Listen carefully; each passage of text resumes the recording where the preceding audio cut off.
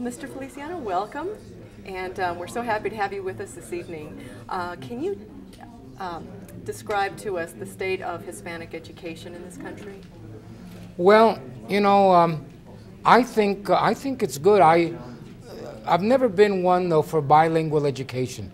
Why is that? Because I think that by having bilingual education, you're not allowing the Latino people. You're not allowing them to learn English, because if they can take their exams and tests in their own native language, they never strive to try and learn the language of the country that they live in, which is English.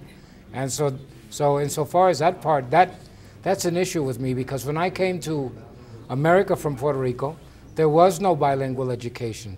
And it forced me to learn English. Because I find, for example, that a lot of Latinos are very much afraid of speaking English. And if they can, not all of them, mind you, I mean, the successful ones are the ones that have become bilingual in that sense, where they speak two languages. But I have found that sometimes Latinos don't want to learn to speak English, either because they're afraid that people might make fun of them, or they're afraid of losing their identity. Now, I wasn't afraid of any of those things. And when I came from Puerto Rico to New York City and was educated in the public school systems of New York, I learned English within the year. So I was very lucky. So you think the immersion works, I guess, is faster than years of bilingual education? I think so. For me, I think so. It worked for me. It forced me to learn the language of the country that I live in. And even though Latinos are no longer a minority, we're becoming a majority, we still should learn to speak the language of the country that we live in. All right. And we have more than a 50% dropout rate among Latino students in this country.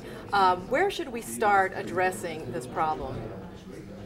Well, I think, for one thing, the reason that there's a lot of dropouts is because a lot of the kids who come from Latin parents, again, the Latin parents cannot help them with their homework, with their schoolwork, so I think that can be addressed in the after-school programs, so that kids whose parents do not speak English and can't help them with their homework, the kids can have instruction during their after-school periods.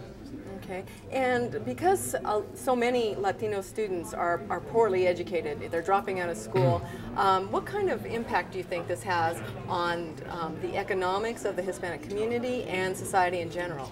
Well, of course it affects the economics, because of the fact that those kids who drop out are not going to get the best jobs possible, and so therefore they're not going to be able to contribute heavily to the economy of the country they live in.